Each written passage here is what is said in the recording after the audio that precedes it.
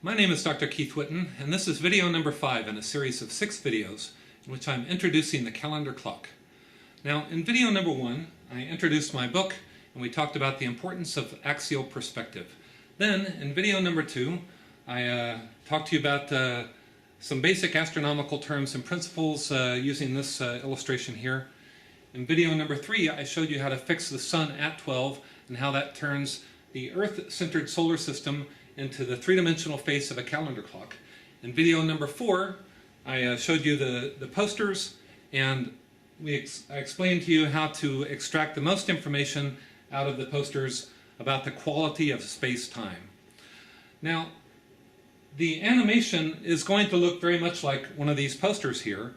These are still shots taken from the animation process, but everything is going to be moving during the animation. So the Earth is going to be spinning very rapidly at the center, so rapidly in fact that the hour hand is basically going to be a blur. The moon is going to be orbiting in this direction, going through its phases about once every 3 seconds, so it's going to be whipping around there very rapidly. The celestial ring is going to be moving slowly in this direction, and the only thing that's going to be fixed are the numbers, basically.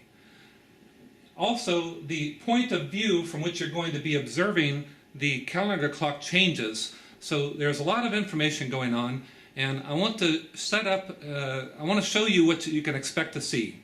So let me use this prop here and give you an understanding of what you're going to be looking at here with the animation. So imagine that my hand is the camera or the point of view for the animation. So you're going to start looking down above the Earth from about this perspective, close to the equator, and the Earth is going to start fixed, but then it's going to slowly accelerate faster and faster as you're pulling away from the Earth globe like this. You're going to pass the outer ring mechanism, and then you're going to start as if you're walking around to the back or the southern hemisphere. You're going to walk behind the calendar clock, all the way behind. Everything's going to be spinning in the opposite direction. You're going to come around once again over to here, and from this position you're going to watch the last 6 months or so of the animation. It's a 2-year animation compressed down into 72 seconds. So there's a lot going on, so pay attention. Here we go. All right, that's the Mediterranean you're looking at just passing below you. The Earth is starting to slowly accelerate. There went the hour hand, and now it's really accelerating rapidly. You're looking at the north axial perspective of Earth. The circle of illumination just passed over the north polar axis, moving towards a winter solstice position.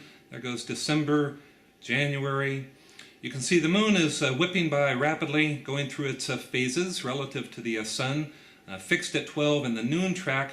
The sun in the noon track is now moving towards the northern hemisphere position, but we're towards the back, looking at the southern hemisphere, which is spinning in the opposite direction. Now it's back passing through the equatorial plane, and we're back to looking at the north hemisphere of the Earth at the winter solstice position. That was December and January once again. So the sun is now coming up to the top of the noon track. There's March at the equinox, April, May, and we're approaching the summer solstice position. So there it is. That's what the calendar clock looks like when it's accelerated at a rate of 1 month every 3 seconds. And this is how space and time are truly connected. As a calendar clock, there is no generic, abstract spacetime. Each planet is the center of a unique spacetime, with unique astronomical, geological, and in our case, ecological and agricultural cycles, which make possible our individual lives and society. All of these cycles can be usefully measured and modeled using a calendar clock. All right, I encourage you to look at our next, the final video, number 6, in which I'll be giving some concluding remarks and talking about the future of monadic spacetime and the calendar clock. Thank you.